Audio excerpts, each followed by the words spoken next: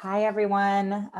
Welcome to folks who are joining us on Facebook Live. This is the second in our Shoulder to Shoulder 10th anniversary conversation series. And we're really grateful for folks who have been able to join us.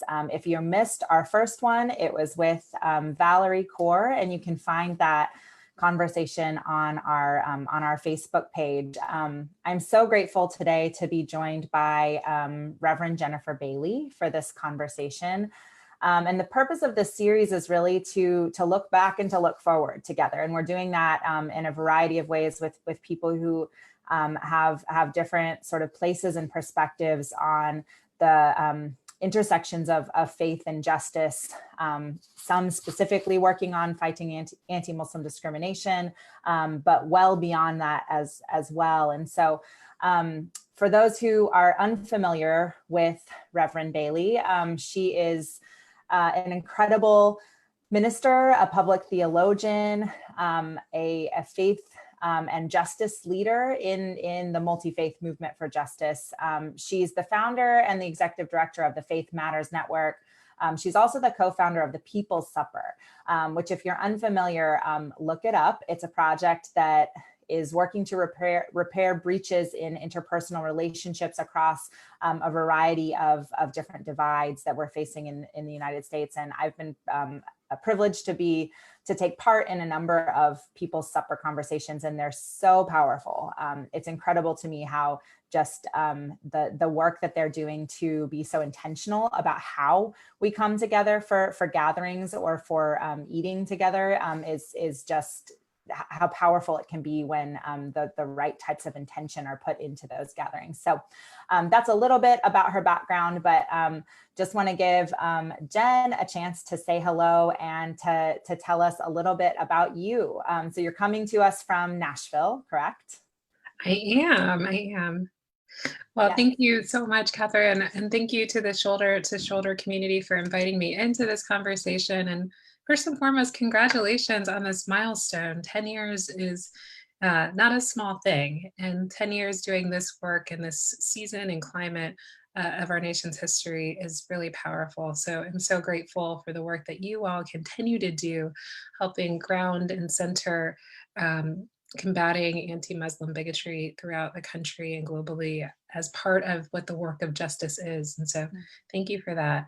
I am Rev Jen Bailey. I'm so excited to be calling you from my home office in Nashville, Tennessee, which is where I live with my beloved husband and baby to be. I'm 34 weeks pregnant. And so if you feel me being a little bit wiggly on this call, it's partially because I have a baby kicking at me in my gut right now. And so I'm just delighted to be in conversation with Catherine today and with the entire Shoulder to Shoulder community. Thank you. Yeah, and we're actually neighbors now. I moved to Nashville in late February from DC, but we haven't actually seen each other because COVID hit right when, tornadoes and then COVID set in right after moving here. So it's been a kind of wild time to move here, but I'm grateful to know that we're talking to each other from across the same city.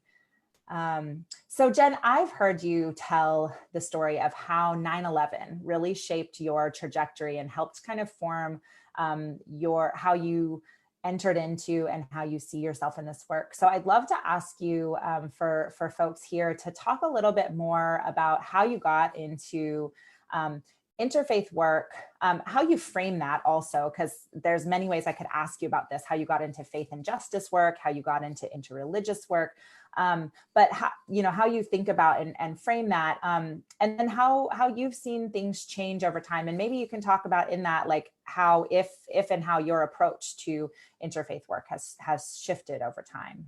Yeah, absolutely. Thank you for the question. Yeah. So I think one of the first things to know about me is that I will be 33 years old in a few weeks. And so I'm very much firmly a millennial. And so part of a generation of young adults who were deeply shaped and for whom 9/11 was sort of the catalytic moment that really shaped our entire young adulthood and emergence into adolescence and beyond. And so for me, I moved to the south side of Chicago to start high school in early September 2001. And a week and a half later, 9/11 happened. And I can remember distinctly being in my advanced algebra and trigonometry class, third period, and seeing these newsreels and images coming in from New York and from the Pentagon, and feeling this dual sense of fear, right, that something was happening that I didn't recognize. Also a sense of fear of being in a major city on that day and not knowing what was happening. But then I saw something else that beginning to happen in the days and hours and weeks that followed. I heard people from my own tradition. I grew up in the Christian church, and specifically the African Methodist Episcopal Church. I heard faith leaders from the Christian tradition begin to espouse language of otherization and hatred, particularly towards folks who are Muslim and who they didn't know were Sikh, right? But were Sikh, and of these variety of backgrounds. And I knew two things in that moment. One is that that language felt really familiar to me, because prior to growing up and moving to Chicago, I grew up in a small town in West Central Illinois of about 40,000 people, which was, at the time I was growing up, about 90% white and 10% everybody else. And I was obviously, as a brown skinned Black child, part of the everybody else, and was really from a young age experienced bullying and knew what it was like to be othered because of the color of my skin. And for me, the one place I felt safe was my faith community, Bethel African Methodist Episcopal Church. It was the one place where I felt affirmed in the eyesight of God because of who I was, and that my Blackness wasn't something that should be looked down upon, but was something that was beautiful and beloved in God's eyesight. And so when I saw and began to talk to my friends that I was meeting in homeroom, friends who were Palestinian and Pakistani and identified as Muslim and other religious traditions that were being unfortunately targeted at the same time, I recognized the pain in their eyes as pain that I myself had experienced, being made to feel other or feel like I was less than because of who I was and because of the family that I grew up in. And so for me, that was a real catalytic moment at the age of 14 to pivot towards and think about, what does it mean for us to live in a world where we are encountering difference at higher rates than ever before, that I'm making friends with people who are radically different than I am, just by the nature of being a young person in the early 2000s, and it's only increased, right? At the school that I was attending. And how can we create an environment in which everybody, regardless of who they are, sees themselves as fully loved and beloved? As I thought about my own tradition and what had sustained me through some of those tough moments growing up. And so that was really my catalyst for getting involved in interfaith work, both the desire to find and discover within my own tradition a theology that was open to and had an open posture towards seeing everyone as beloved and crafted in the image of God. And I'll admit, it was also a little bit of rebellion and resistance to some of the more hateful ideologies that I was hearing being espoused from fellow Christians in that moment about who Muslim folks were, right? Because I actually did know, because I had friends. I knew Adnan, right? I know Umar. I knew these people who had become very dear to me. And the only way that I could understand the rhetoric I was hearing at that age was that they didn't know people or weren't in relationship with folks from different religious traditions. And so that started me down a pathway that I continue to explore till this day. Yeah. Thanks for sharing that. That's, I think, really powerful to hear that connection that you had with what Muslim and people who were perceived to be Muslim folks were experiencing post 9/11, but also how that ties into your own sense of your own religious tradition and the calling towards everyone knowing how that they are beloved. I think that's a really beautiful tie-in, and I want to dig into that a little bit more in thinking about, so this is the 10th anniversary of Shoulder to Shoulder. We're looking back over the last 10 years, and really the catalysts for the formation of Shoulder to Shoulder 10 years ago were around the the controversy over the so-called Ground Zero Mosque in Manhattan, the arson attacks in Murfreesboro, Tennessee, just outside of Nashville, and then several other high-profile incidents, including the pastor, the Christian pastor in Florida, threatening to publicly burn Qur'ans. And so there was a lot going on in 2010 in that space, but here we are, it's 2020. We're still fighting blatant anti-Muslim bigotry. We're fighting it in ways, like in certain ways, it feels like it's more institutionalized and sometimes more blatant because of where it's coming from when we look at the current administration and the other ways in which there has been sort of a stamp of approval on anti-Muslim bigotry. But we've also seen people showing up in more and more ways over the last 10 years to stand alongside Muslims who are facing these types of attacks. And so we also know that this is really tied up in and stems from, in many ways, anti-Black racism and a culture of white supremacy. And so that's a lot, but I want to ask you to kind of thinking about the last decade or so, roughly, ways you've seen things get better and things get worse when it comes to thinking about issues of faith and justice. So, sure, certainly. And I guess I'll share a little bit more about my own faith tradition as an entry point into the way I view faith and justice. So I am a proud clergy woman and was raised in the African Methodist Episcopal Church, which is the oldest historically Black denomination in the world. That started as a movement and a protest against racial injustice in 1787 in Philadelphia. And so the very core of my understanding of faith and the faith of Black Christians is an understanding of a liberating gospel, right? One in which, people who have been, again, made to feel other or made to feel less than in a society that didn't honor them as beloved in the eyesight of God, push back using the language of their faith to do so. And so for me, understanding the connection between faith and justice is intimately connected. So I don't see them as separate. And it influences the way that I approach interfaith work. And I think having gotten involved in the interfaith movement when I was in high school, at the age of 16, through an organization I saw that Ibu Patel's speaking next month, I got involved with interfaith work through Interfaith Youth Corps back when they were doing high school programs in the city of Chicago. It's been a long journey for me in this pathway of interfaith work. And what's been interesting has been the ways in which I think when I entered into the interfaith space in 2004, 2005 as a high school student, people were just beginning to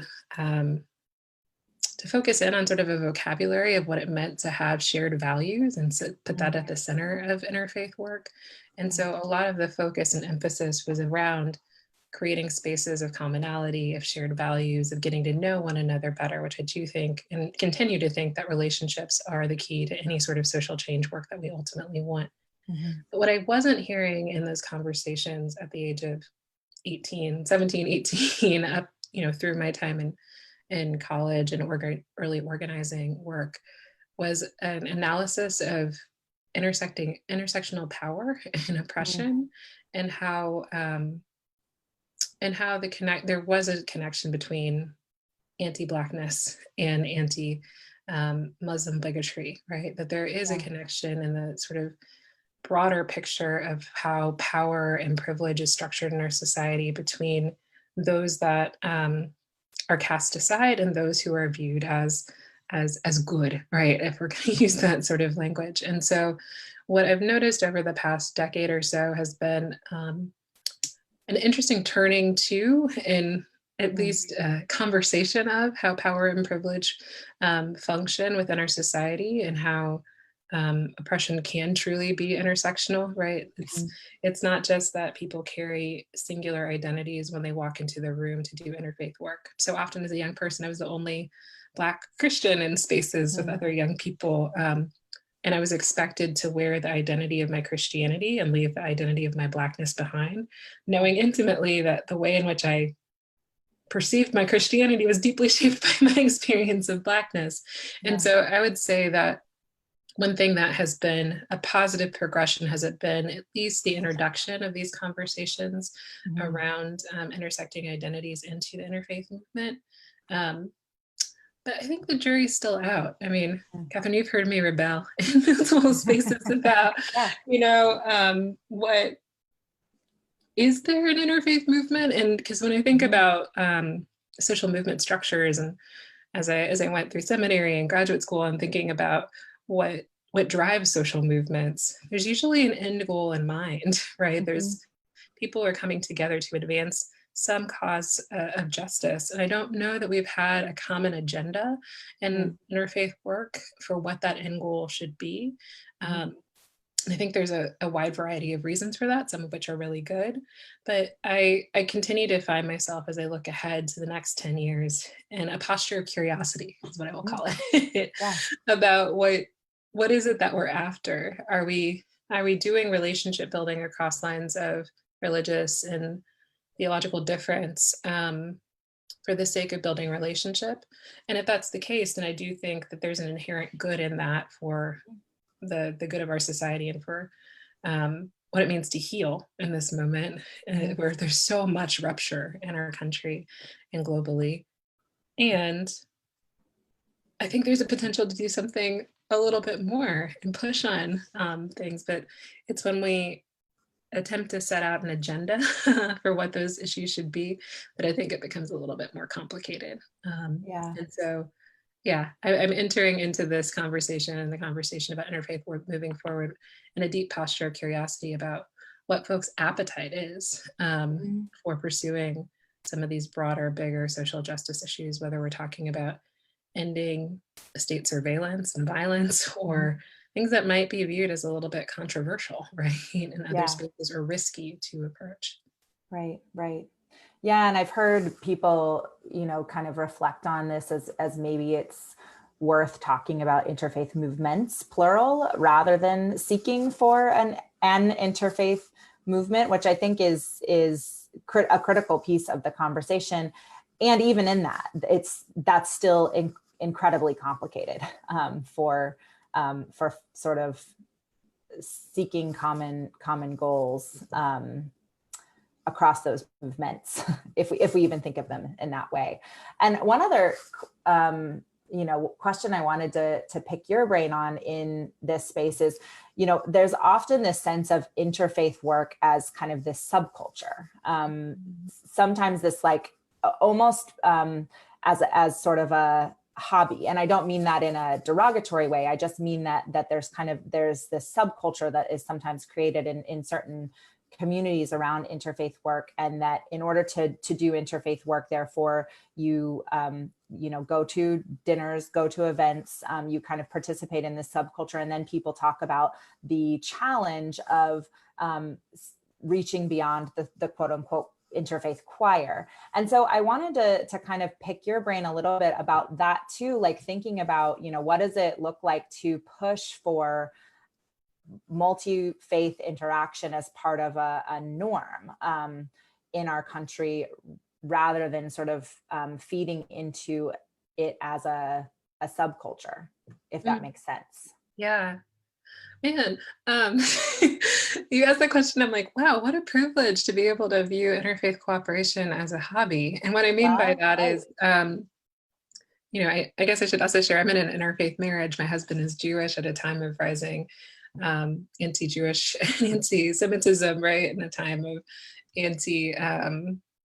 rising, in some cases, in pockets throughout the South, anti-Black racism, and a time of rising Islamophobia and anti-Muslim sentiments. And I say that to say that for some people, interfaith work is not a hobby, it's a necessity for one's survival and the survival of one's community, right?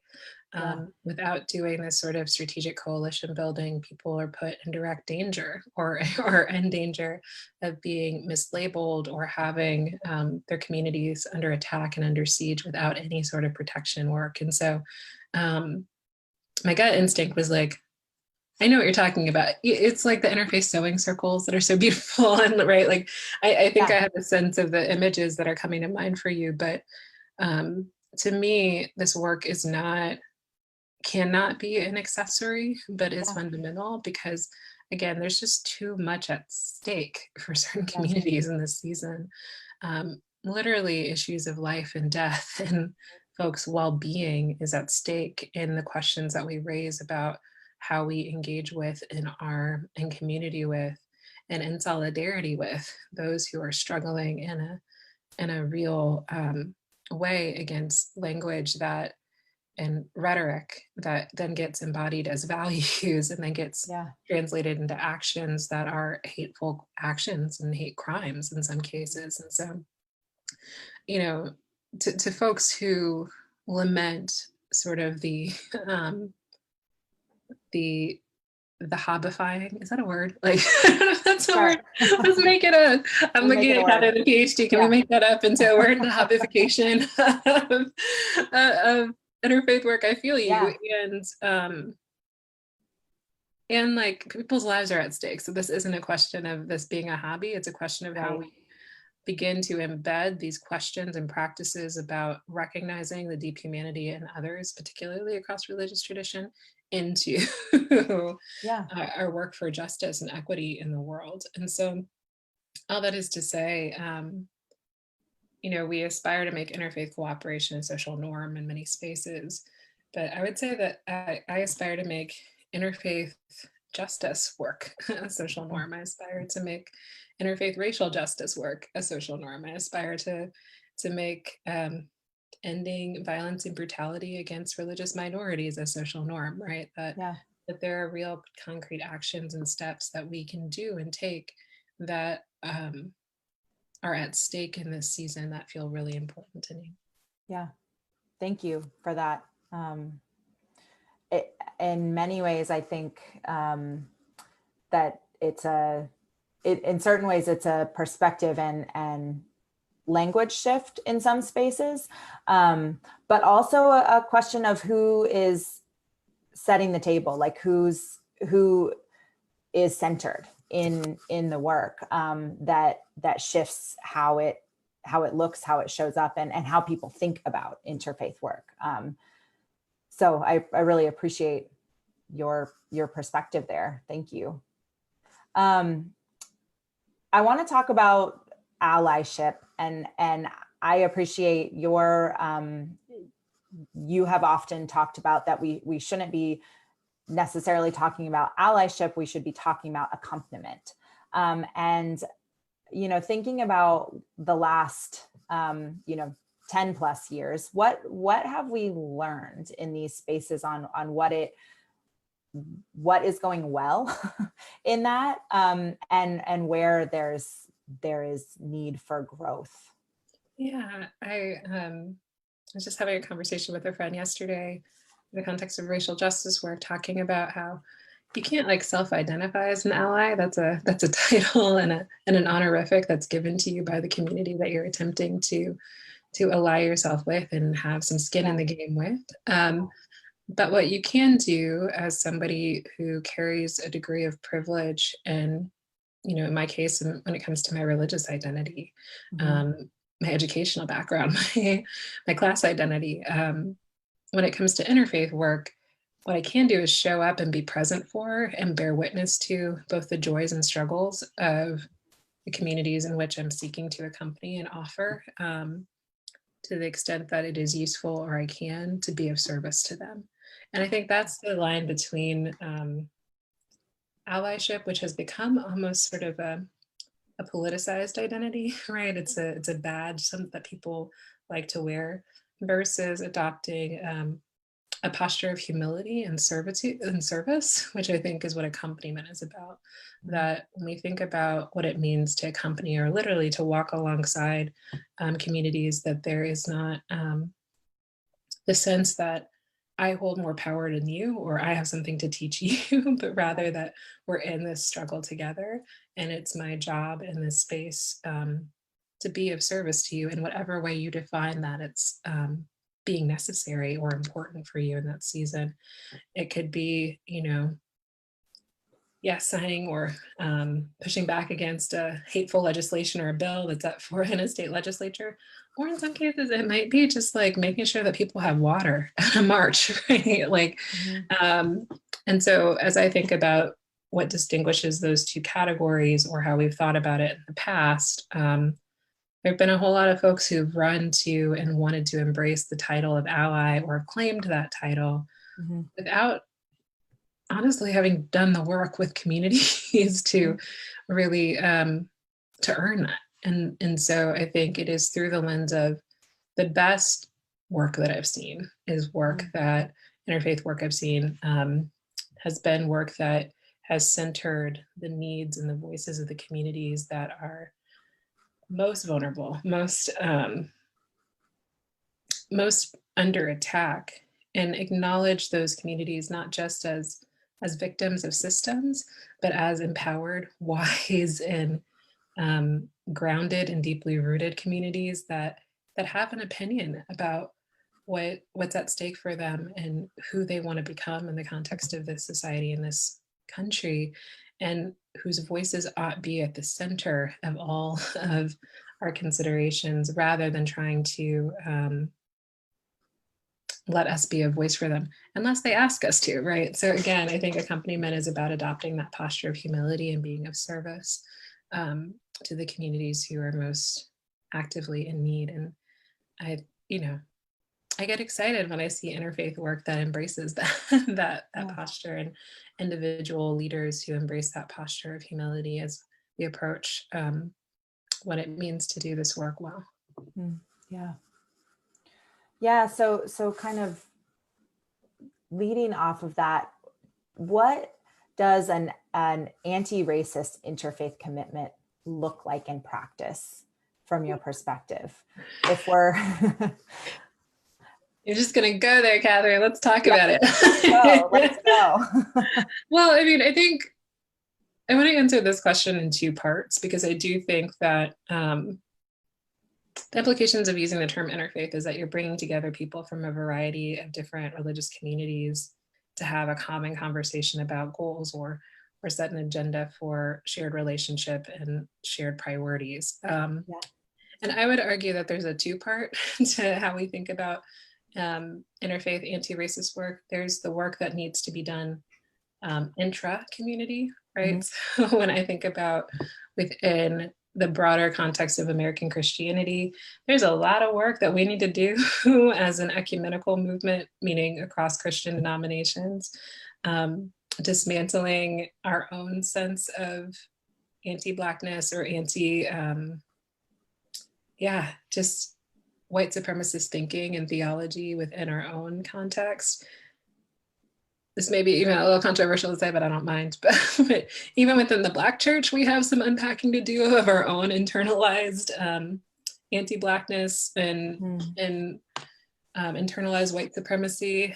And I share that because I'm sure that is true across religious communities. I know that, again, my husband is Jewish. I've noticed and been privy to a lot of conversations that are happening within that community around issues of race and the centering of voices of Jews of color. I imagine the same thing is true in the Muslim community, whether we're talking about in a community where, for a long time, the majority of Muslims in the United States were Black, right?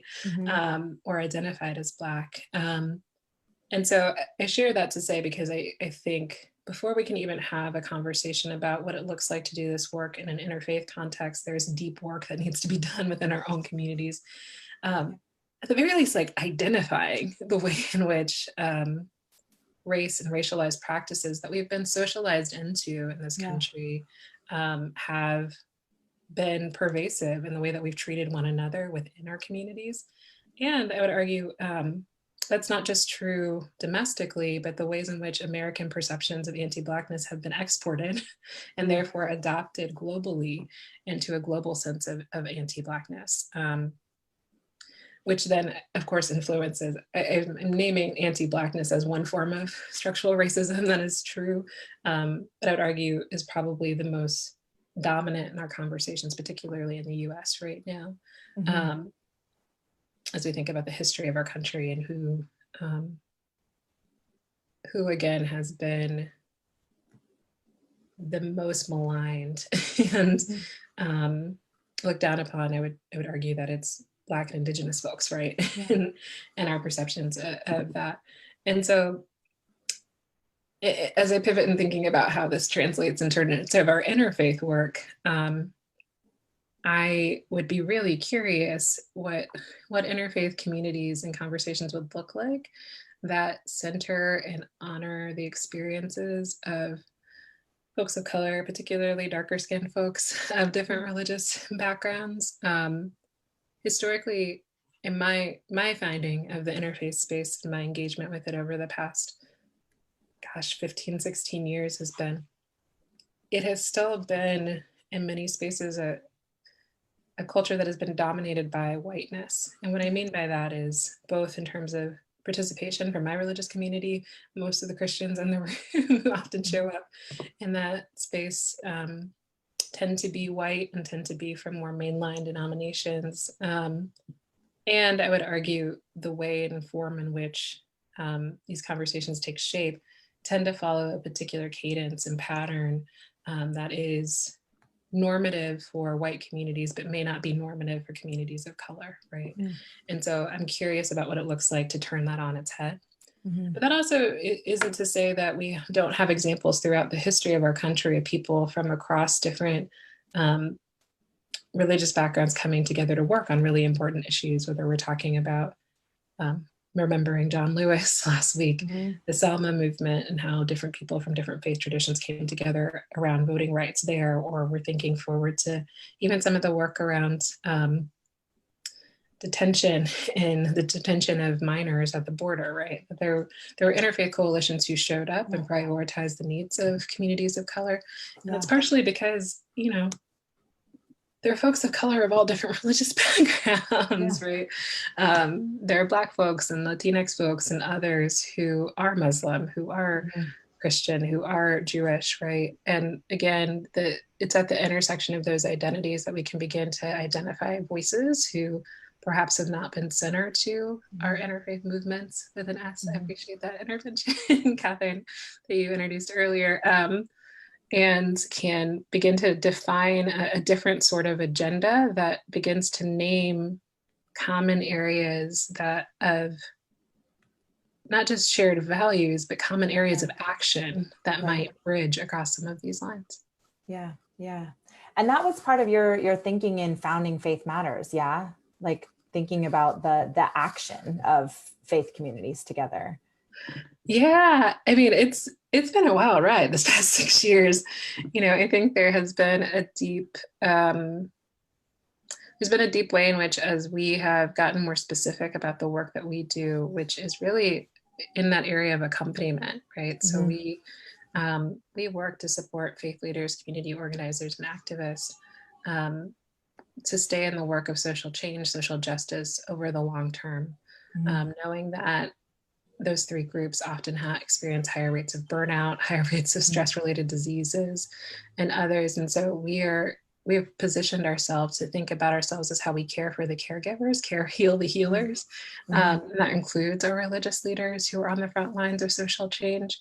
And we know that we are at a place that has been true throughout the course of my short lifetime, but has felt heightened in the past 5 or so years, where we have identified, and what has been exposed has been the deep wounds and ruptures of that form at the very fabric of our country. And so the question for us is, how do we center two questions? One, in the words of one of our mentors, Ruby Sales, a civil rights icon, where does it hurt when it comes to communities that are experiencing, which I think are all of our communities, a degree of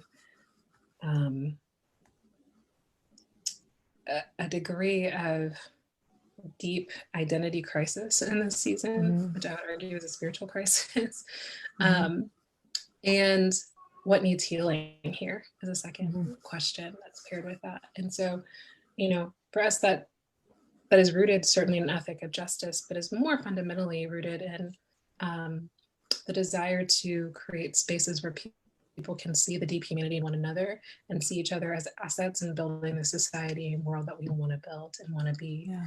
And so we can't do that if what's most operative and most live for us is, white supremacist logic that would deny people access to resources because of the color of their skin. We can't do that when we view our Muslim brothers and sisters as less than or as dangerous, right? Because of the way that they pray. And so we can't uncouple those questions from questions of around power and privilege and equity in our communities. Yeah, yeah. And I think you've already spoken to this quite a bit, but I feel like you, through Faith Matters, through People's Supper, and through other work you've been engaged in, have approached issues of intersectionality really in really intentional and powerful ways. And I'm curious to hear you reflect a little bit more about that. And I think this actually goes back to that conversation about it intersects in some ways with me for the conversation about interfaith as sort of a subculture, this tendency to see buckets of issues, like that we can work on anti-Muslim bigotry, we can work on anti-Black racism, we can work on anti-LGBTQ issues, and people, I think, like I've experienced people responding to requests to work on issues specifically of anti-Muslim discrimination in kind of this, like, I'm pulled in too many different directions. Not that I don't want to be working on this issue, but that I feel pulled in too many different directions. And so thinking about that, all of these issues of injustice are deeply interconnected. And at the same time, finding that even people who see that and believe that the roots are deeply intertwined, sometimes struggle to figure out what it looks like to approach their work with an intersectional lens, if that makes sense. And so, and actually there's a question from the Facebook Live group. Sarah is asking what similarities you see in addressing racism as well as anti-Muslim bigotry, and what are some actions to take which address both. So maybe weaving that question into this around what it looks like to approach faith and justice work in a truly intersectional way well. And I think you've done that well, which is why I'm asking. When it's like, all of this work is a practice and not a destination, right? So we're all seeking to define what that muscle could be in terms of broadening our own understandings of what and who is included as we try to build a framework for, the language that we use internally is around collective liberation, right? If I really want people to be free, then I really want everybody to be free. I mean, I gotta mean everybody, and that can sometimes be a difficult thing to pursue actively, particularly if we're talking about our opponents in certain cases. But to the question of, where I see sort of the intersection between combating racism and combating anti-Muslim bigotry and Islamophobia, for me,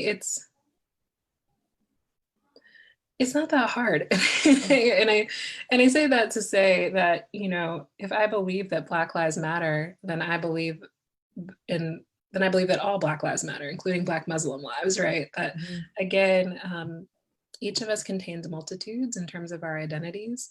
And more often than not, particularly in certain justice movements, sometimes religious identity can take a backseat to other identities that come forward. That's not to say that it's not present, right? And not at the core of what might be motivating people to act. And so to me, I think that there is a lot that we can learn from the racial justice movement around what solidarity looks like, what accompaniment looks like, and applying those lessons to what it looks like to show up for our Muslim brothers and sisters and siblings who, in moments of crisis. But I would argue that there's as much that we can learn about our past 20 years of what it's looked like to accompany the Muslim community in this season that could be lessons that are then applied reciprocally back into the racial justice movement and vice versa. So I don't see those two things as singular or separate, but as reciprocal learning experiences. And certainly there are some things that are unique depending on your approach. But more so than anything else, I think where we begin to falter sometimes is when we,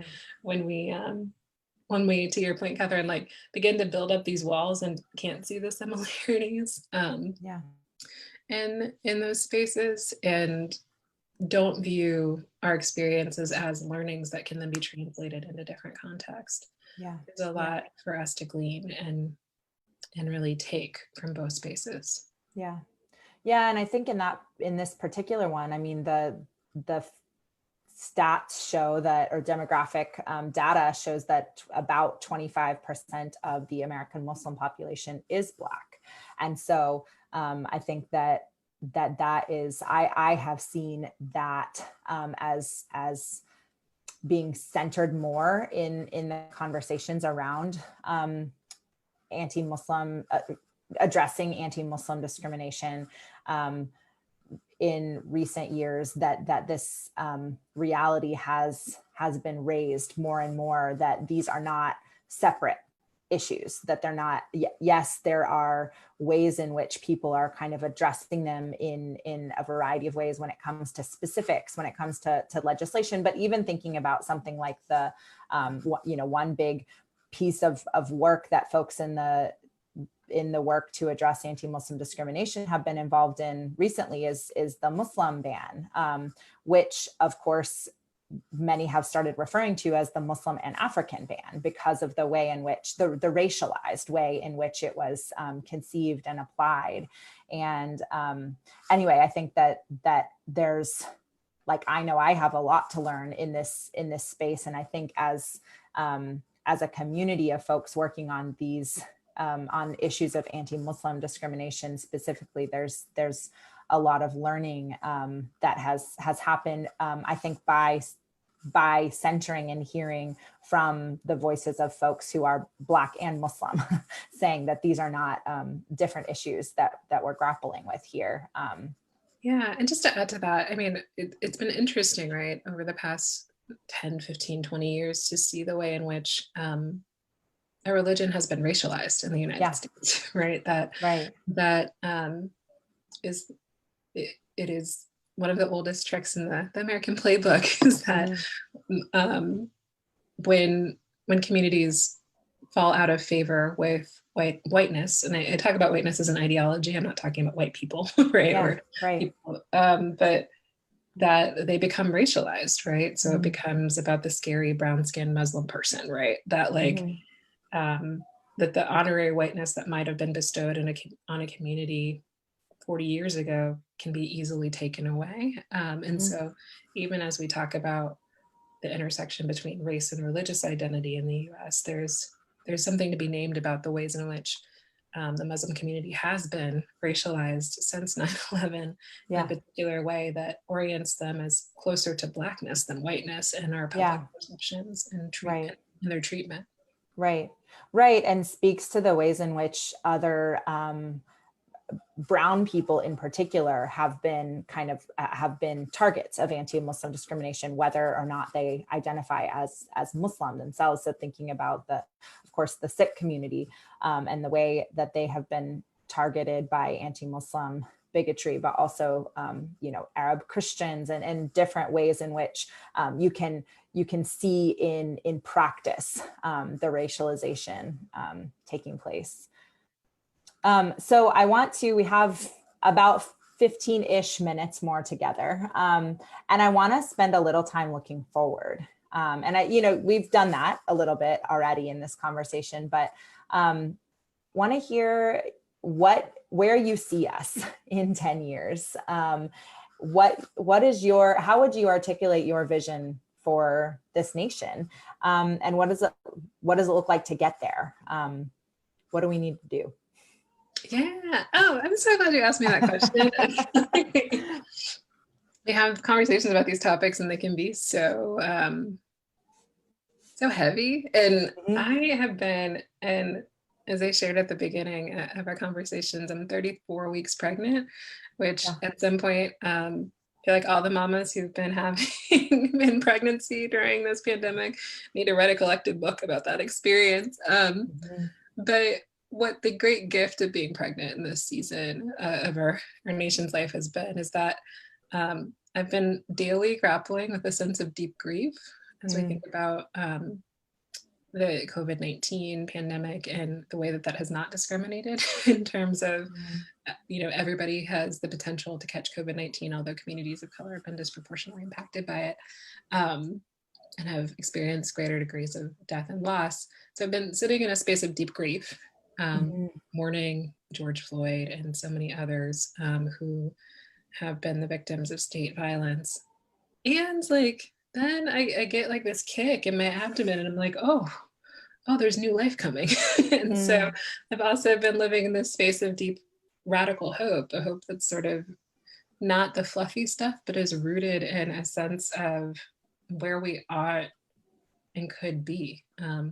There are still babies being born who are choosing to be born in this season. So I'm very excited to meet this baby who's going to emerge out of me in about a month.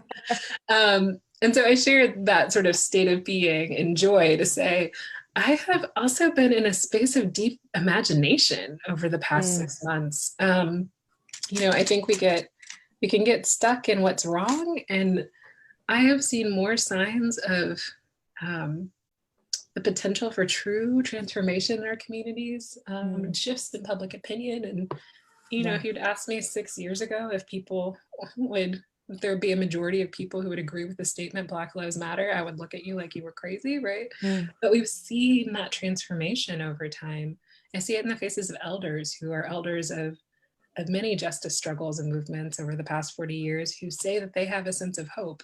And so the invitation I've been giving people lately, and it's one we've taken up at Faith Matters Network, is for those who are people of faith and spirit to get into a spiritual bunker in the month of August before the fall hits and write down your dreams.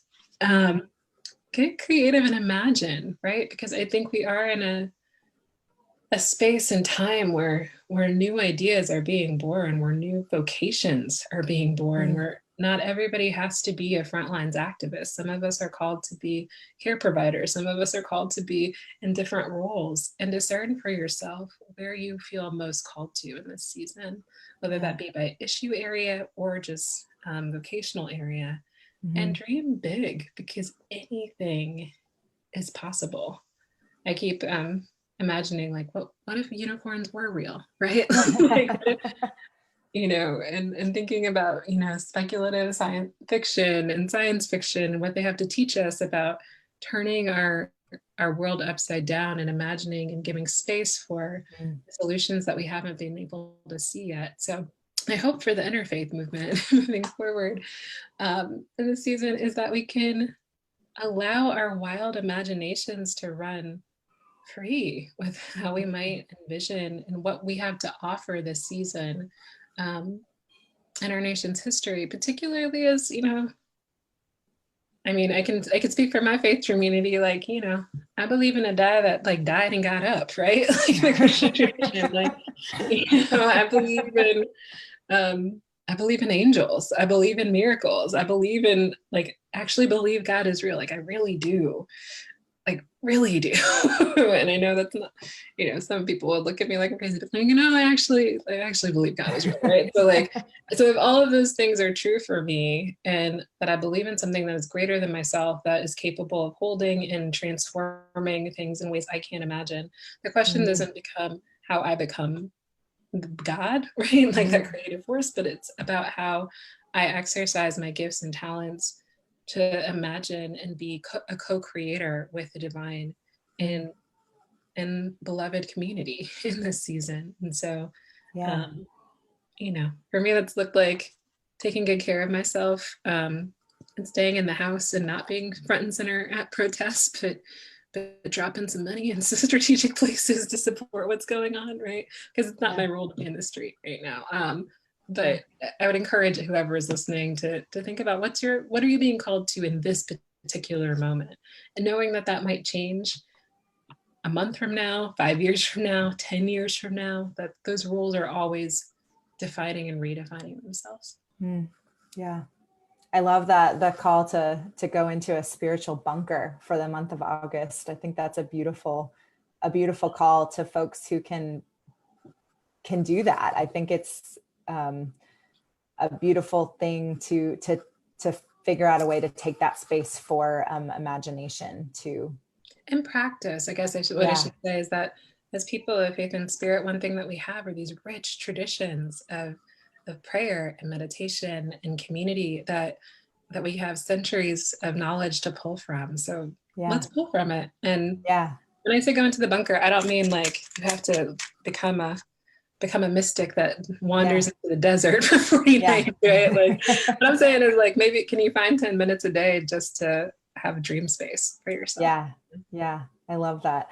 Your unicorn comment reminded me, one of the first weeks that we were on like full safer at home orders here, I took my kids for a walk down our street, and there was a dad walking. I think he was the father of the children. He was walking within a full-on unicorn, like Halloween costume. And I just like, that brought so much light to to my day. And it's something that has like, I've constantly like remembered, like, well, you know, some people are putting on a unicorn costume and walking down the street, and just that sense of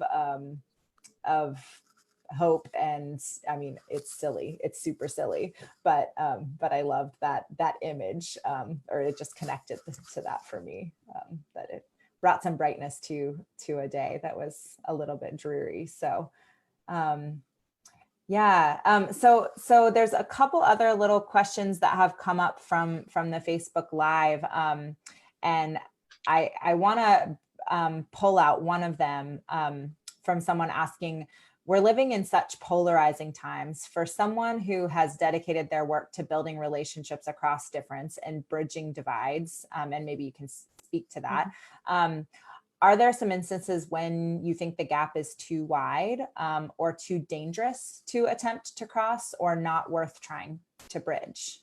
Yeah, thank you so much for that question. You know, in 2017, I co-founded a project called the People's Supper that has been all about this question of how we begin to bridge the deepest divides in our communities through relationship building. And I'm reminded of two things. One is the wise words of Professor John Powell, who's the head of the Othering and Belonging Institute at UC Berkeley, who reminded me in a call, I think it was 2 weeks ago, that there are long bridges and there are short bridges, right? There are bridges that span mighty, mighty, mighty rivers, and there are bridges that span streams. And I think part of the discernment work of those who do feel called to bridge is to think about whether you're called to immediately enter into a space where you're doing some of that bridging across those wide spaces, or if you're called to do some of that work that's more intimate in terms of the smaller spaces and gaps and chasms. And the second thing I'll say about bridging work is that bridging work should always be by invitation and not demand. I actually think that in certain situations, it can be unethical or unsafe to ask some communities to bridge with others. You know, I don't know that I would ask somebody to bridge with someone who fundamentally views their humanity as an aberration, right? Like, you know, there's just certain situations that I think it's ethically irresponsible to ask certain communities to enter into those spaces. I also think that bridging work is a calling and not necessarily like a vocational calling, something that you are not demanded to do, but that you are see yourself as having the unique set of skills and capacities to do or explore, right? And so I say all those things together to say, you know, think the first step in bridging work is to determine for yourself whether you are in a place where you feel like you can do that work. The second is to discern what type of bridging you want to do. Is it that wide chasm? Is it the shorter bridge? And then the third piece is, as I'm asking and inviting people into bridging work with me, is it ethical and responsible for me to ask them to do this type of work given their station in life and given who might be around that hypothetical table? Yeah, yeah. Thank you for that. So I think we're going to go ahead and call it.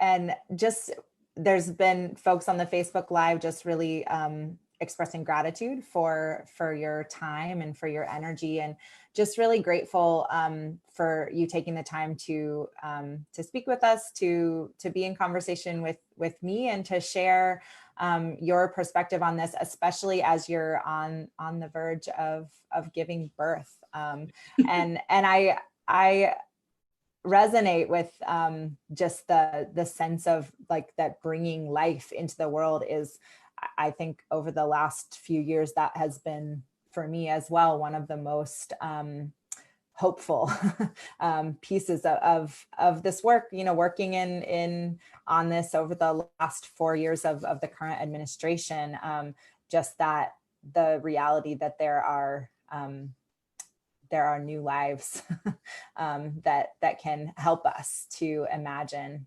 something different for the future is really beautiful and powerful. And yeah, thank you, Jen, for taking the time. Thank you. Can I say one thing? I think we're all on the edge of giving birth. I mean, whether your belly is big like mine is or not right now, I think every day we're invited into a place and space to imagine something different than the reality we see before us. And so with that, you know, we all have the potential to give birth to whether that be a new idea or a new vision. And so I just encourage everybody listening to pay attention to what that new thing might be that's seeking to be born in this season through you.